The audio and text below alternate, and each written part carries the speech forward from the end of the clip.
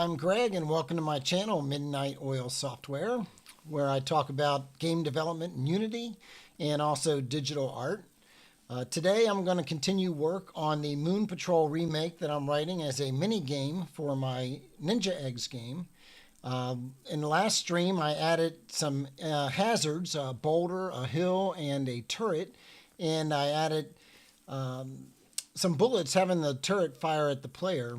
But I noticed in the previous session that there was an issue with the bullets. They didn't seem to be flying in the right direction, and they didn't seem to be oriented correctly in terms of their rotation. So today I'm going to debug that issue, and then depending on how long that takes, I'll probably be drawing some art that I'll be using for enemies I want to add to the game. So first, let me demonstrate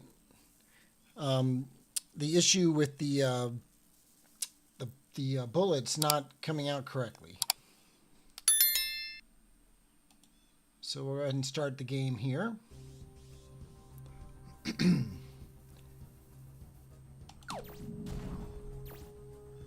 I don't know if you can see that, but this bullet, I paused the game here, the bullet is to the right of the turret. And definitely was not heading toward the player. And it's also rotated up instead of horizontally toward the player. So I want to figure out why that's happening. So stop the game here. And I want to make sure my audio looks good. Everything looks good there. So I'm going to open up my turret prefab. I have this muzzle at the tip of the barrel here, which is where I want to position the bullet when I fire it. And I have a prefab for the enemy bullet. We'll look at that too, but first I want to look at this script on the turret.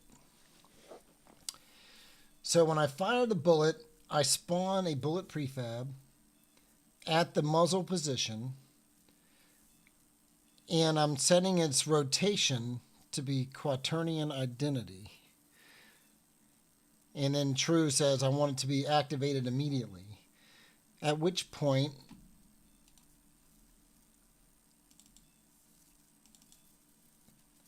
when it gets enabled, it should apply force in whatever it thinks its up direction is times the bullet speed that we've defined here. And I'm also setting this duration to 0. And I increment that duration in every frame, and then if it gets greater than or equal to the lifetime, I despawn that bullet. The bullet also gets despawned if it collides with anything. Okay, so what could be wrong with this? I'm looking at this fire bullet method. And I know the bullet has its own orientation already, its own rotation. I rotated it negative 90 degrees on the z-axis, which if I was to get rid of that, you'd see that's the effect there.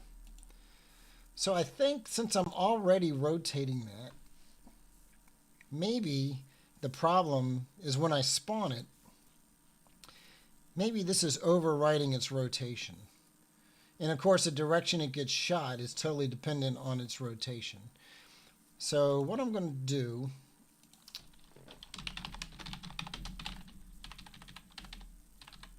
is I'm going to spawn the bullet,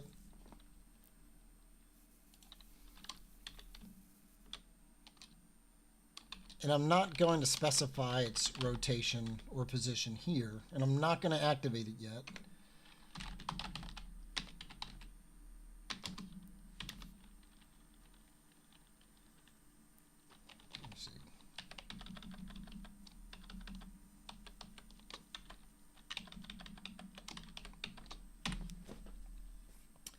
So I'll set its position to be at the muzzle's position, and then I'll enable it.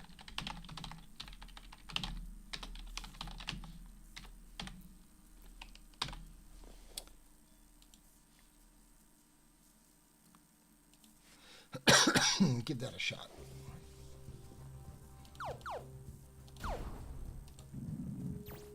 Oops. Now, it looked like it was oriented correctly that time, but it didn't look like it shot the right direction. Let me make this easier to test. I don't want any craters to crash into, and I want to spawn the hazards faster.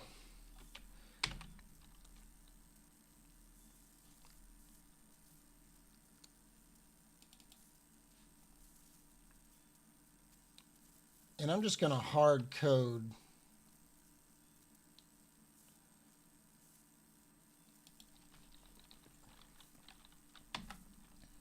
I think, is that the turret? I'm pretty sure that the turret was the third one. Oops.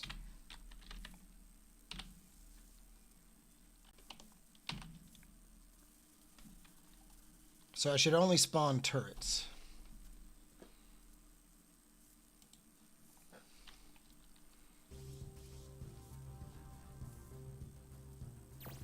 Ah, it shot the other direction. All right. So let me go to my bullet prefab.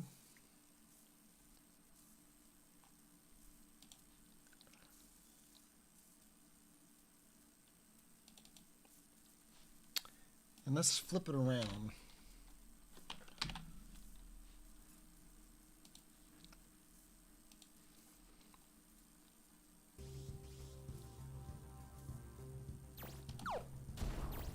Oh.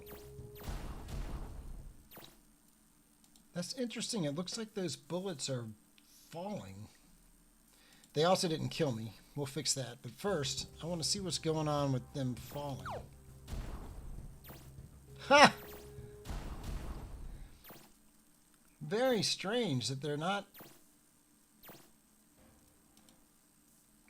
I think I know what's happening.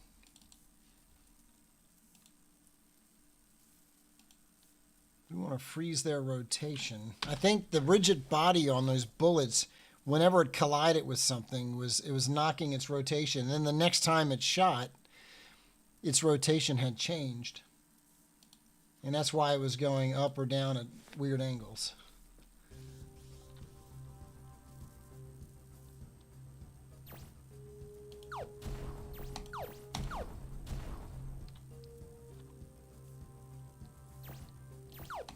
Okay, so it's definitely shooting the right direction and it has the correct orientation. So that's cool. By the way, if you find this interesting, please click the like and subscribe button. And if you want to get notified the next time I go live or post another video, click that notification icon. All right, we want to make sure that the buggy dies when we get hit. So I think that's going to be very simple. In our handle collision method, we're looking for the hazard layer. We're also going to want to die if we collide with the enemy bullet layer.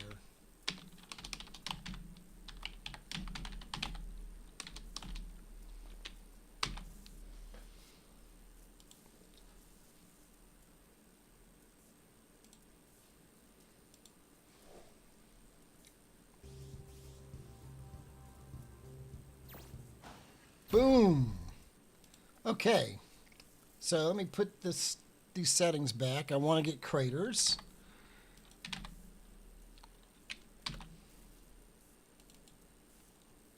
And we want a random hazard type.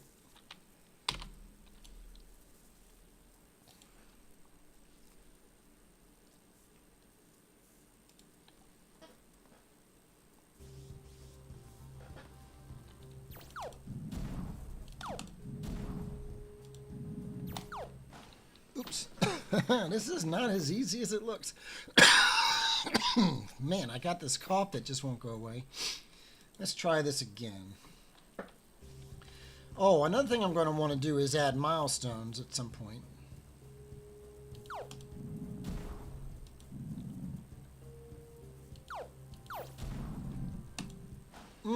And I also noticed that that turret keeps on firing even when we're not playing. I should probably deal with that.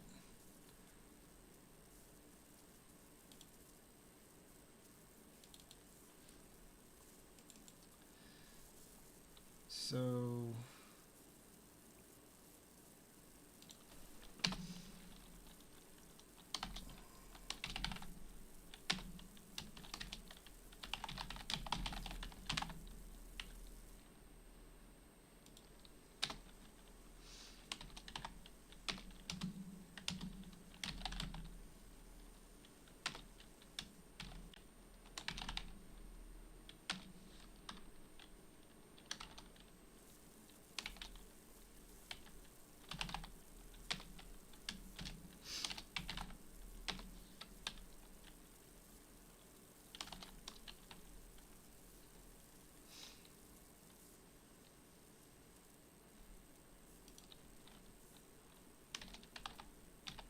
actually, I'm going to add a expression body method.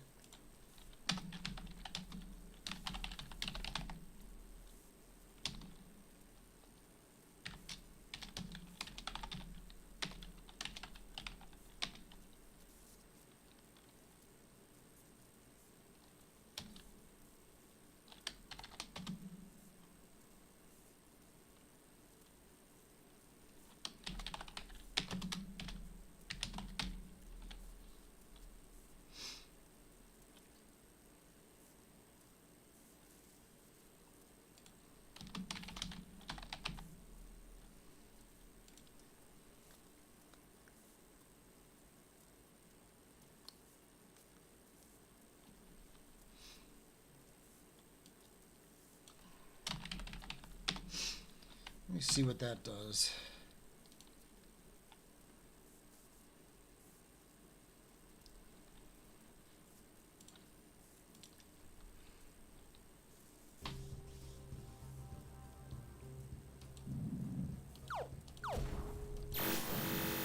Ooh, that was not good. What in the world?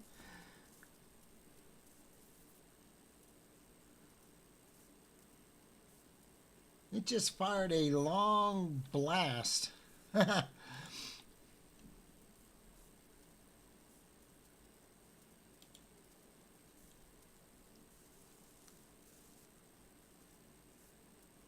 If should fire, fire bullet.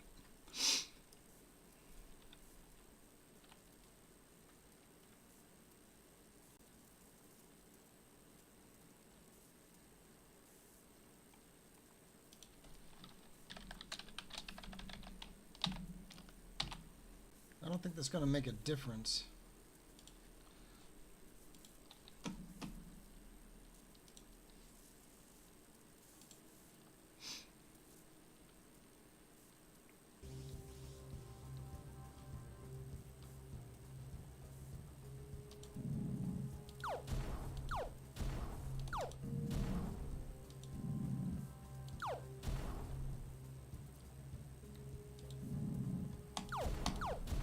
Where are the turrets?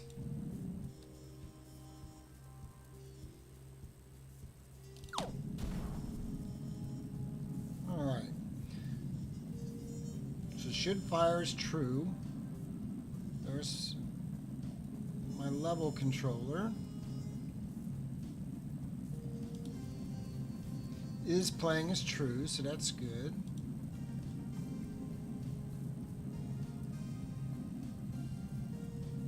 Well, the delay is not less than 0. So should fire ought to be false. So there's something wrong with my logic here.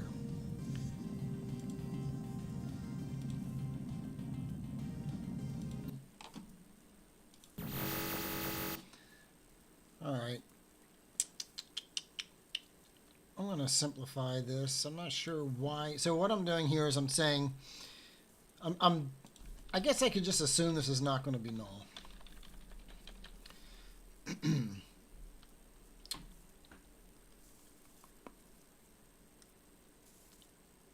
So level controller is playing, and the delay is less than or equal to 0. That, if that evaluates to true, then should fire should be true.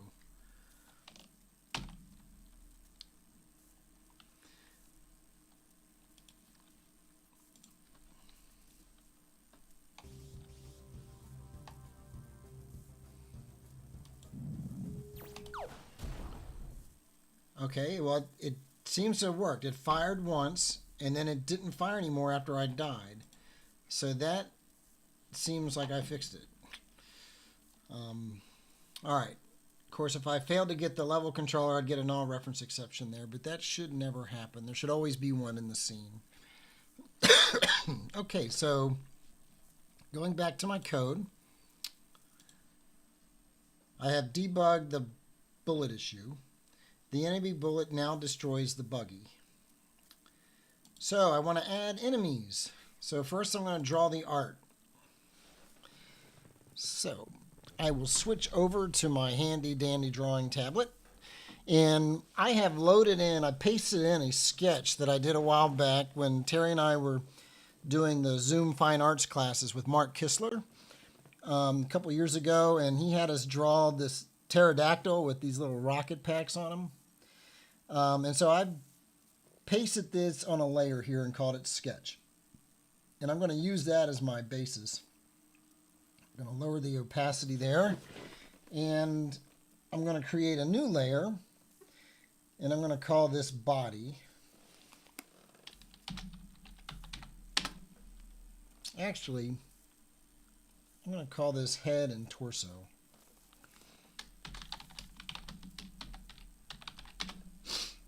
Because I think because he's got these suspenders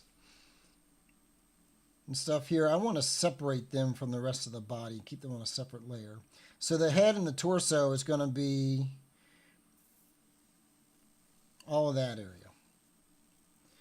And I've got a color here. I think I want a kind of a grayish color. I don't know what color are pterodactyls. I really don't know. I think I'm gonna go with that kind of a grayish color. I'm gonna use the smooth fill brush, and I'm just gonna sketch this out.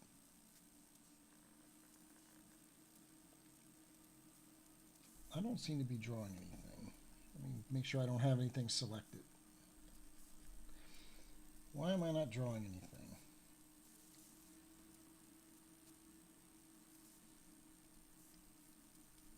Probably had the opacity set too high on that guy. I was drawing. Okay. Oops. I meant to delete everything on this layer. Oh, I'm going to lock this layer. I want to make sure I don't accidentally draw on it. Okay.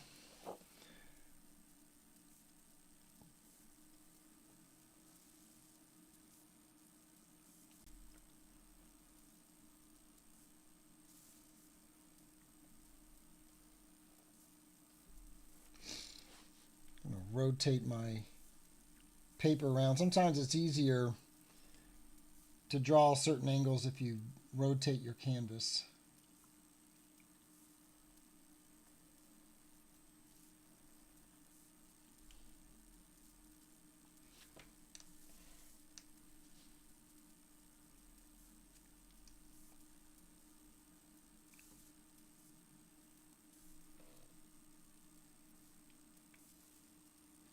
So it's not cheating to trace, especially if it's something you actually drew yourself before. So, all right, let's see. Center that back. Drag this down here.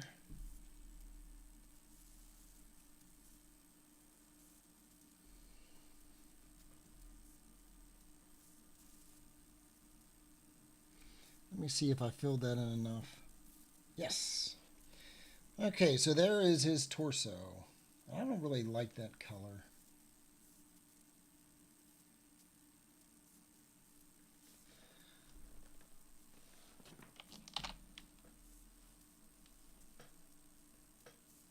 I don't really like that either.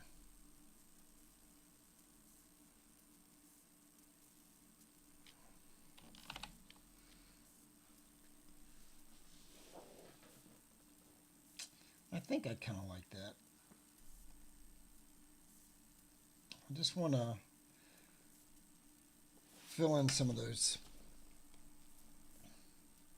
areas that didn't get, I think I must have had too much of a soft edge, and so when I did my bucket fill, it left some gaps in there.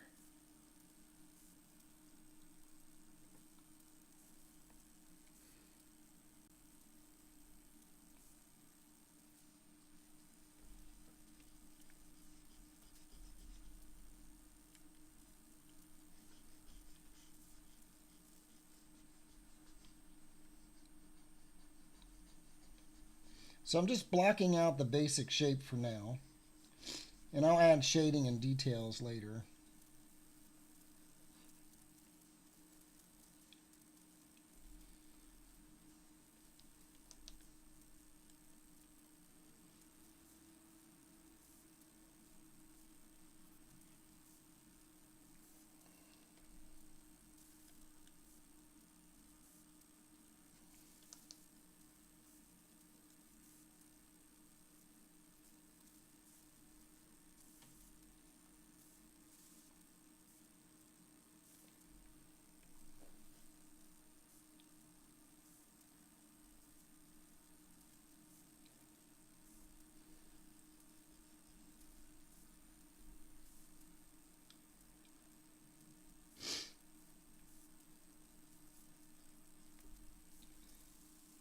Okay.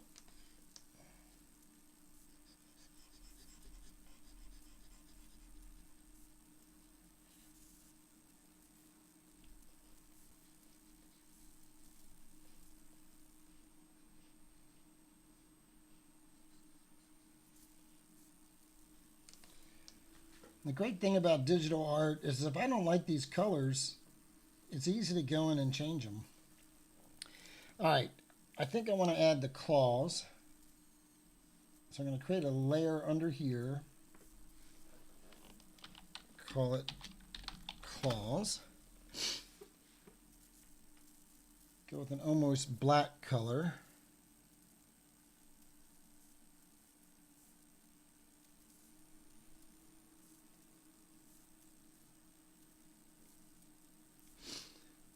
Take the old distorto, thin distorto maybe, give them a little bit of a point.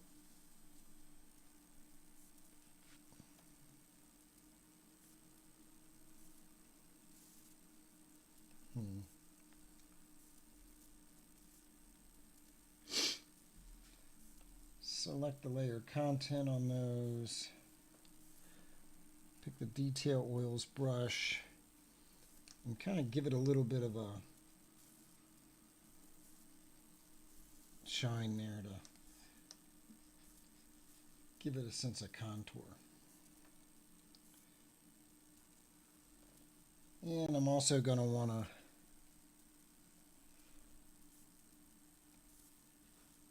add some claws down here, I think.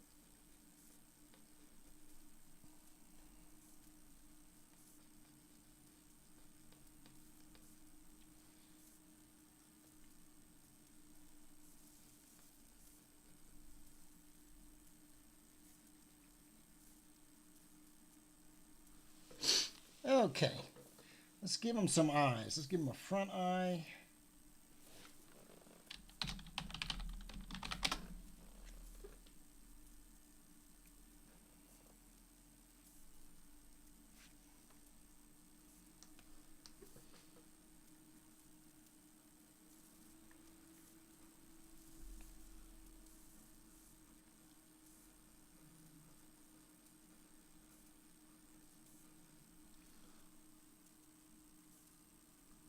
Right, and then we'll give him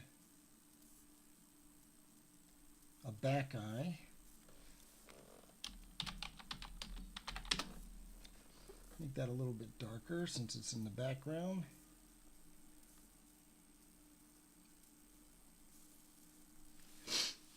So I will select the layer content, hide that selection. See, let me delete that. select layer content, hide selection, create a new layer, set the composite method to multiply, pick the digital airbrush, zoom in, turn off that sketch so I can see what I'm doing, and just kind of give it a little bit of a gradient. I'll do the same thing for the front eye.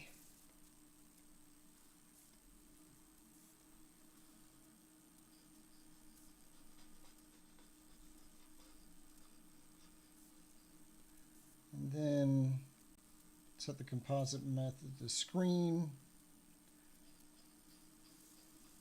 Trying to make it look spherical. And we'll give him an eyeball.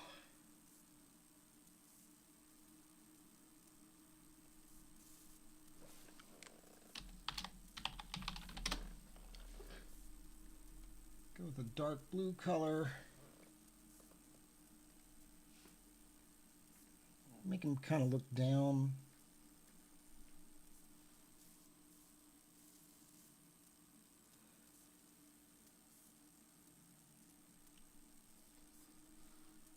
I want to put this above. Yeah, put those above. Select layer content.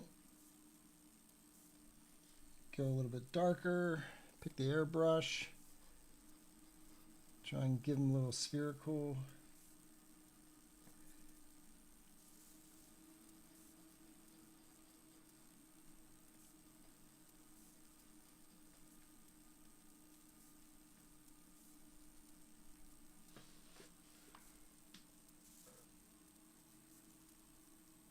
That looks pretty good. And we'll merge all those together. Front eye. Okay, let's go back to the back eye. We will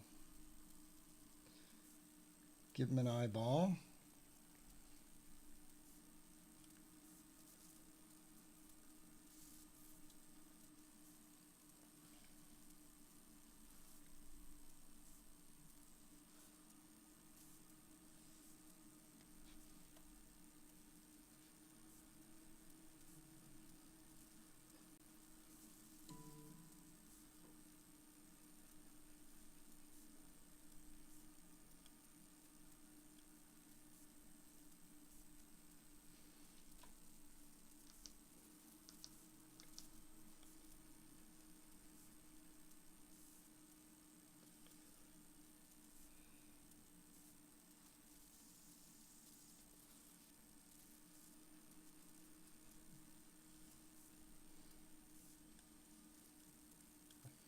I don't think I can go any smaller than that.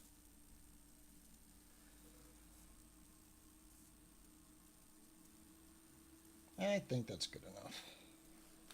Merge those all back to the back eye. Okay, so I had the torso, I had the eyes. Let's turn the sketch back on, and on top of the head and the torso, I'm going to want to have suspenders and legs. And I think maybe a denim kind of blue color might work.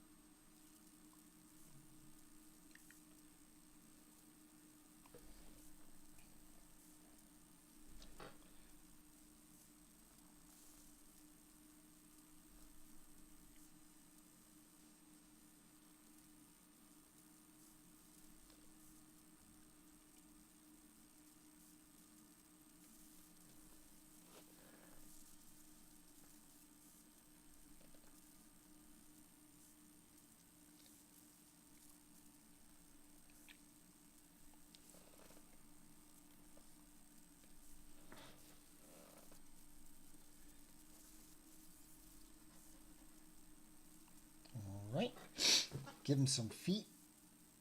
Put them on the head and torso layer. I will use the same color. I want these to kind of curve in and have claws pointing in because I want him to be holding a bomb with his feet.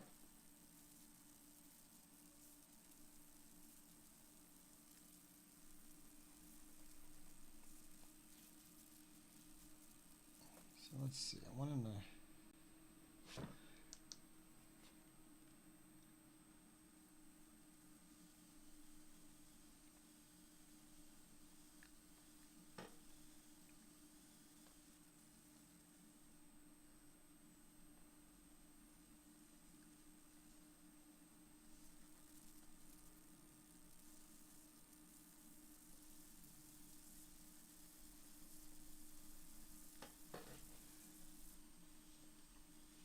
Give him some claws.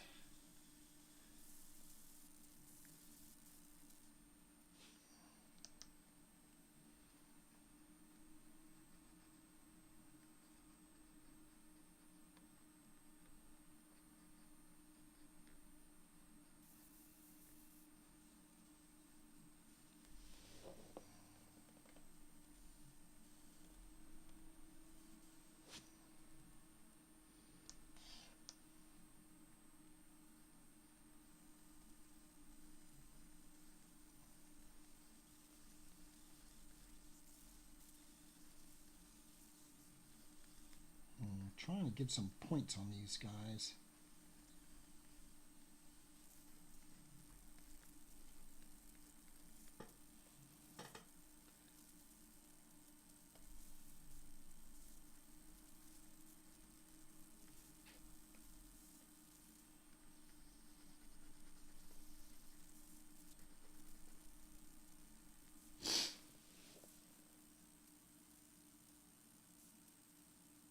That may be good enough. It's going to be a pretty small image on the screen anyway. Okay, let's give him some engines.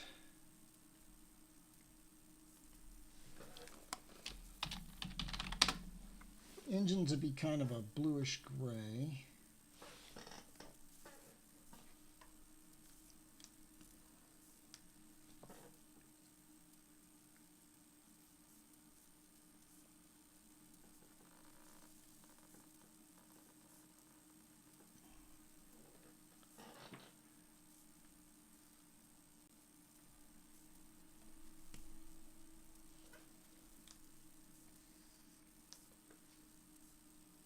Oops.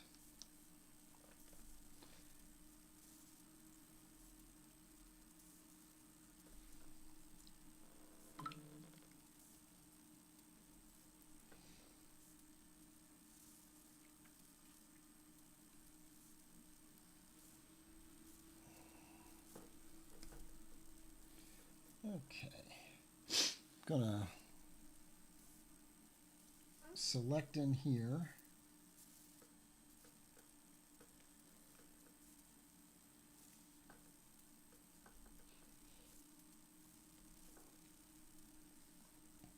Create a composite layer multiply, switch to the digital airbrush, and try and add some shading. Lights coming from this way.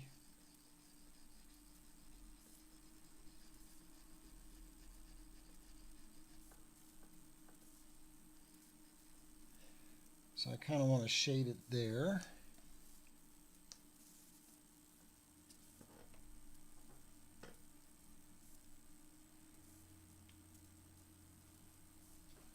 Let's see.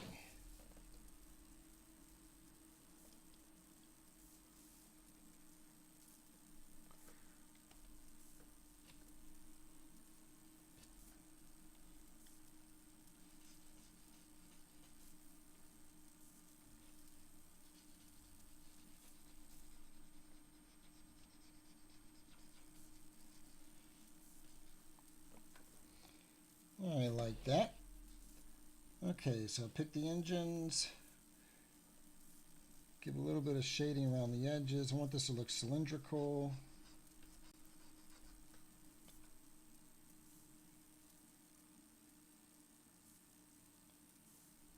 I'll do it on that layer.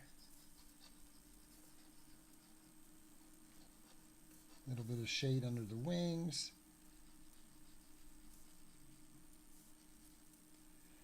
Create another layer, set it to screen, and we'll give it some more contour by adding some highlights.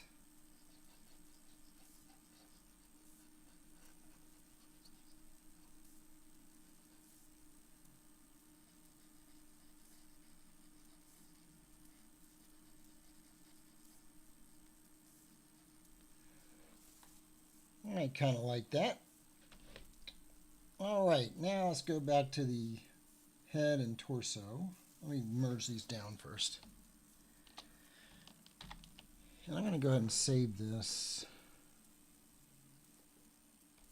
I'm going to call it, how do you spell pterodactyl? This is probably wrong, but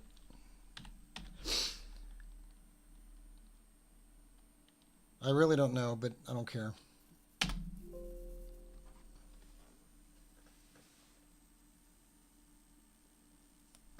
Let's see, I want to make sure I don't have anything selected and then save it. Okay. All right. Got the head and torso, select layer content, hide the selection, create a new layer, composite method multiply. So multiply basically says as I add more color, it's going to get darker and darker. So I'm going to select that color. I'm going to zoom in a little bit. And I'm going to add some shading now. My light's coming from the upper left, so I want to shade underneath. And on the right side. Under the eyes a little bit. And just a little bit on the edges, just to give it kind of a cylindrical appearance. And I'll add some highlights to accentuate that. And the airbrush is really nice because it's a natural gradient. Put a little shading after the suspenders.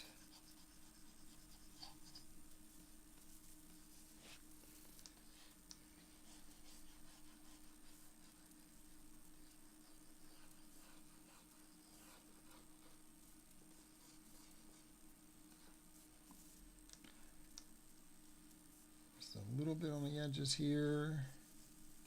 And then more underneath.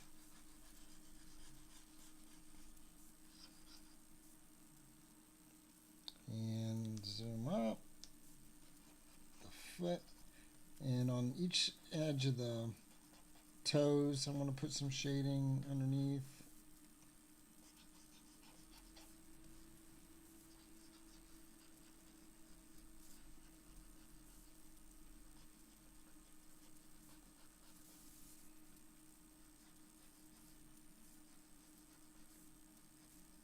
That really helps give it a 3D appearance. Suspenders. Let me go ahead and merge those in. Create a new layer. Call it screen. Let's add some highlights.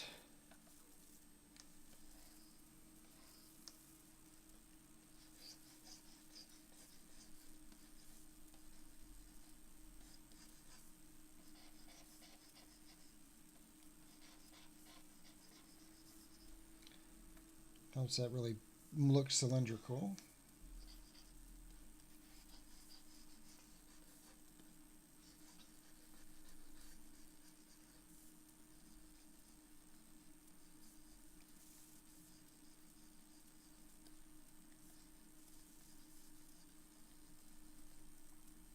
I want more shadows.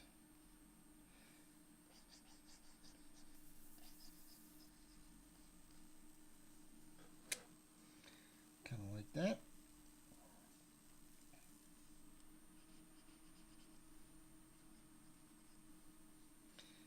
Just realize that this guy has some holes in his feet.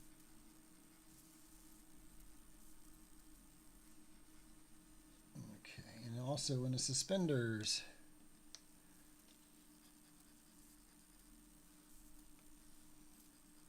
Oops. Sample this color here. All right. Now that I'm on the suspenders, I will select that layer content, create a new layer, set it to multiply, and let's add some shading.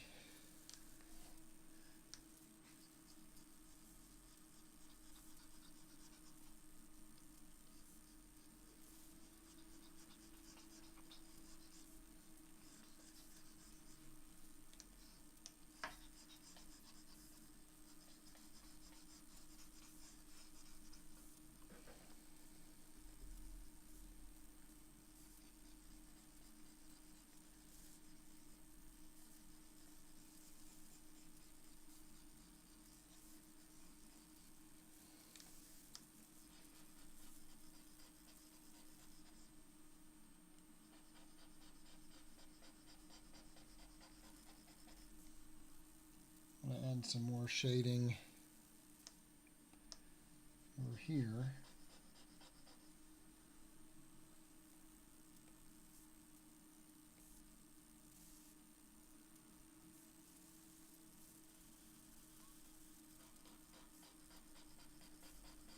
Just to kind of make the suspenders pop out a little 3D off of the torso. And I think I want to clean up the edge of these suspenders here a little bit.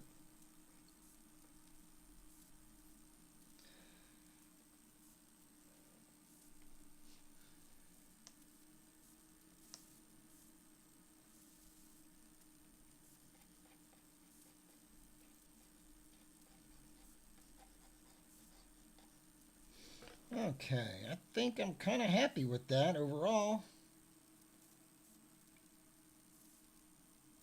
I could add some texture, but it's going to be about that big in the game probably. So let me merge some things down here.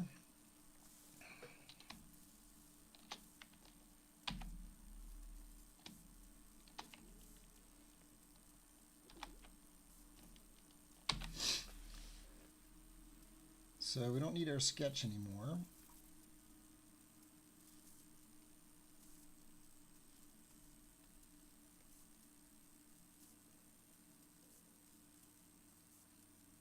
Why won't it let me delete that?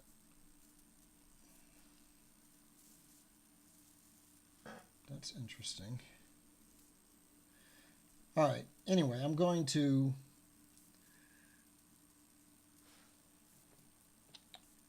merge all of these down. Call this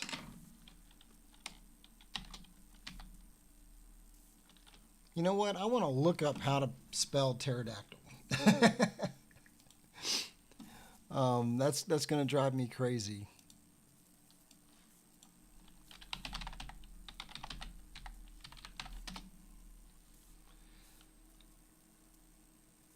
So it looks like it's Erodactyl. Let's see. All right, and so I will save as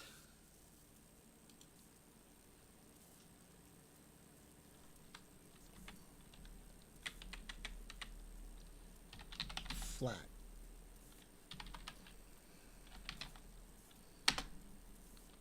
So that's basically getting rid of all the layers. And I will open that up in Photoshop.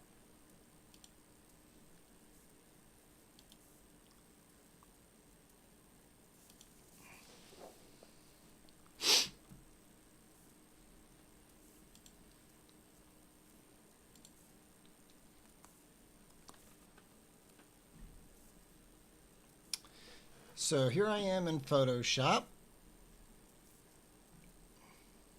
And if you haven't already, click that like and subscribe button.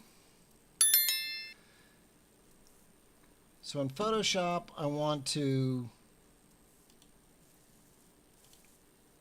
delete that background layer. And I want to delete that sketch layer.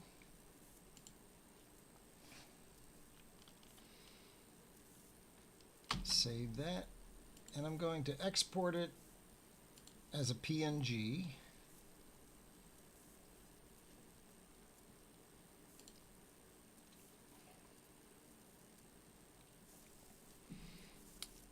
All right, so if I go back into Unity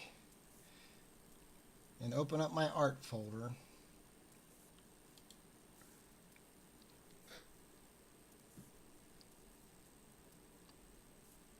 well, I expected to see my pterodactyl there.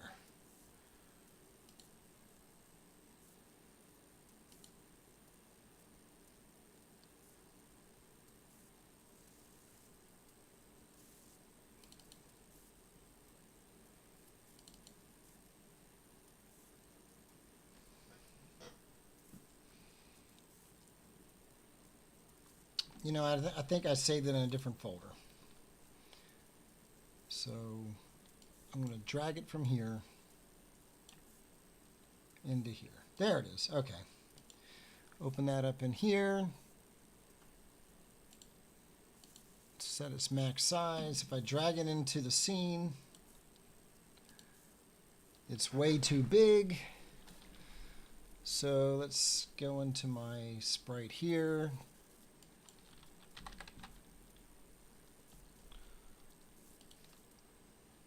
That's too small.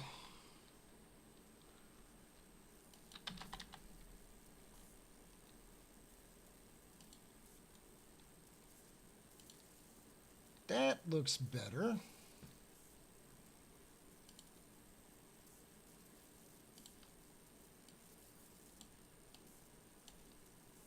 That's comparable to the size of the buggy. And if he drops a bomb from his feet, so I could have him come flying in like this and then drop a bomb, and then it could either hit the buggy, or if it lands in front of the buggy, the plan is that it will actually blow a hole in the terrain and turn the normal terrain into a crater if there wasn't already a crater there. That would be cool, I think. But it's 12:47. I'm getting toward the end of my lunch break, so I think I'm going to wrap this up for now. In the next stream, we'll create a prefab for the enemy, and that'll control his movement. Well, his movement, and we'll have to drag in a bomb, have him drop bombs. We're also going to want to implement the enemy spawner to spawn enemies. So those are some things we can have on the agenda for the next session. All right. Well, I had fun doing this. I hope you all enjoyed it and found it useful. If you did, again, I ask that you click that like and subscribe button, and click the notification icon if you want to be notified the next time I go live or the next time I post a video. And again, if you have anything in particular you'd like to see me cover on this channel, or if you have any questions or suggestions, please drop a comment in there, and I'll do my best to respond to those. And again, thank you so much for watching, and good luck on your game development journey.